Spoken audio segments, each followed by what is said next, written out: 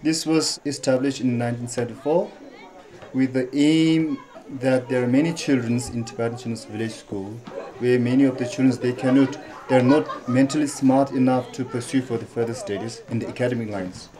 So in this way, keeping importance on them, then we have set up this center where we give some sort of vocational trainings in the field of Thanga paintings and tailoring, and also previously we have also carpet weaving and also grout preparing for the carpets.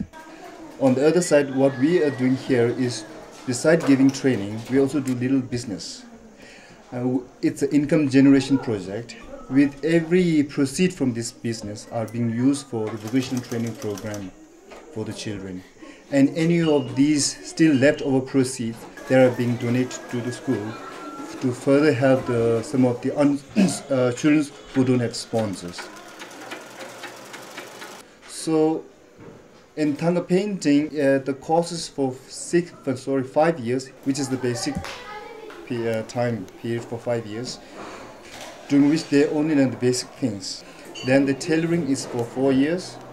These graduate students, after finishing their courses, then they are sent back to their respective schools from which schools they come from. Then the respective school, they will help them to find jobs, either in Tibetan community, or they can set up their own shops with the interest-free loan from the TCV head office. So we have many of our ex-graduate trainees right now being employed in many of the Tibetan settlements and communities as masters, as a tailor masters, and also as Thanga masters.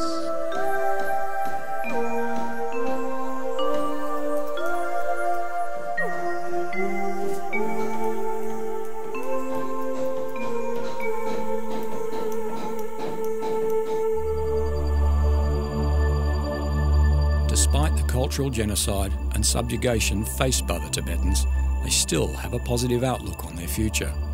In order to achieve the continuation of their culture, the Tibetan government in exile has established initiatives to ensure the prolongation and preservation of Tibetan roots for future generations.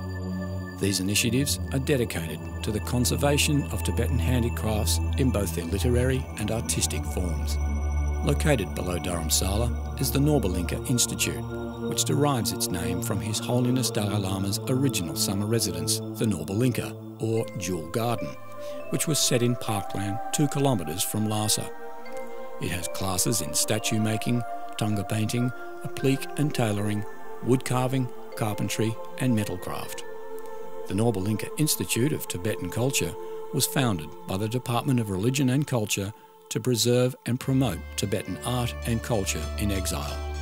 The Centre for the Arts alone employs nearly 300 people, including many young people recently arrived from Tibet, who have acquired their skills while working for Norbalinka. With master craftsmen tutoring them in every facet of their particular trade, these students are producing masterpieces of handmade design which are now also being sold to consumers around the world. Perhaps it's irony that while one nation attempts to exterminate a culture, the rest of the world is helping ensure its continuation.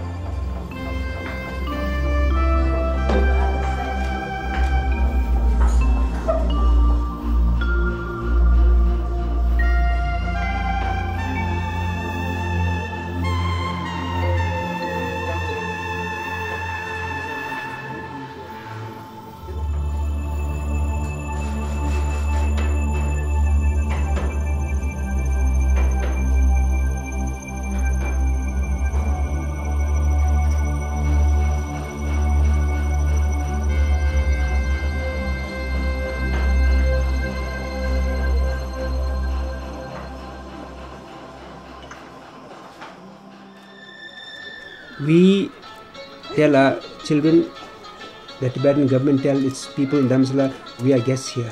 So we have to act and behave like guests. And we tell our Indian people, you are a host, we are grateful to you for giving us a home when we don't have one. for helping us when we were in need. And so we try to maintain a good relationship in that respect. And the tie actually between the Tibetans and the Indians is not a new tie. Actually, culturally, we go back to over 2,000 years. I'm a Tibetan. I grew up in Tibet. I went to school, and today I'm able to help my people because of the education that I received. It has been so important to me that it has changed my life that now we want to help the next generation to have, if not a better education opportunity, at least a very good education opportunity, so that whenever they return back to Tibet, that they are able to literally rebuild Tibet. Otherwise, even if we gain a political freedom, if the people are not educated, I think it will be very, very difficult for us to function as a nation. We cannot go back to 1959 or prior to 59 days. Those are over. The future Tibet is totally a different Tibet. It has to be modernized. It has to be, in a way, a combination of our traditional culture, yet technically moving forward with the rest of the world. And I think to maintain that balance, we need educated people. We believe that these children are our future. And our population is dwindling, it's not increasing. Therefore, if we cannot take care of the present children, either in exile or children in Tibet, then the future of Tibet, irrespective of whatever political situation takes place, is very bleak. And it is this belief that makes us work. One of the most celebrated events in the Tibetan year is the anniversary of the Tibetan Children's Village. It was founded by the Dalai Lama's sister in 1960 and is now a chain of 15 schools with over 10,000 students in different parts of India. The main school is based on a hill 2 kilometres from Dharamsala. It educates and looks after the upbringing of about 3,000 students, most of whom are orphans and refugees from Tibet. Although he has only a few days free in any one year from local and international commitments, the Dalai Lama ensures he attends this special occasion. The entire month of October is dedicated entirely to Tibet and its history, with only the Tibetan language being spoken at school. The festivities include 4 days of athletics, opera, debating and lessons in compassion, and all visitors are invited to participate. The transmission of the rich Tibetan culture to the younger generation is one of the most important aims of schooling in exile, and for the children, this is the most special day in their year.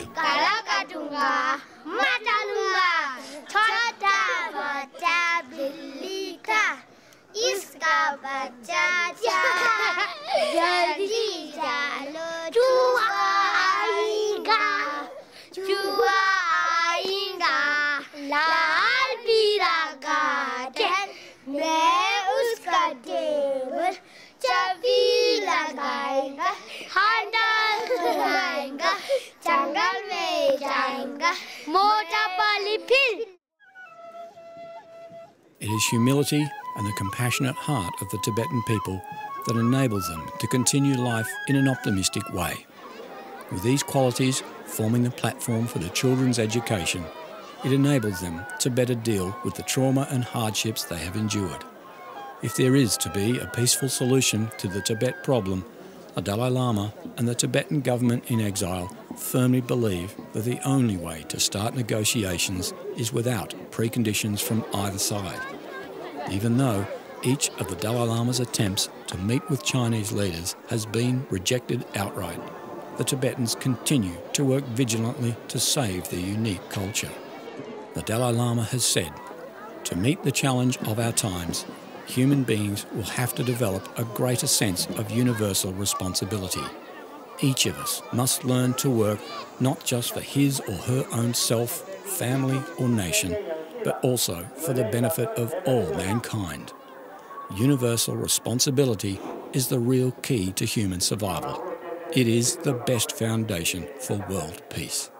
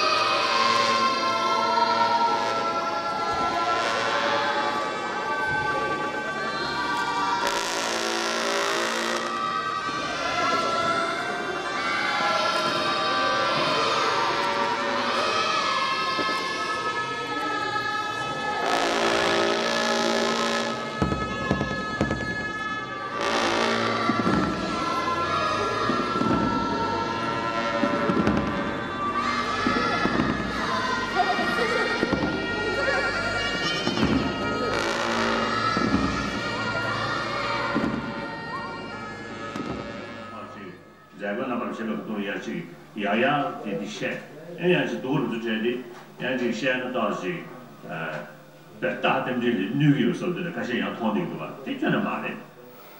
So instead of just going and fighting to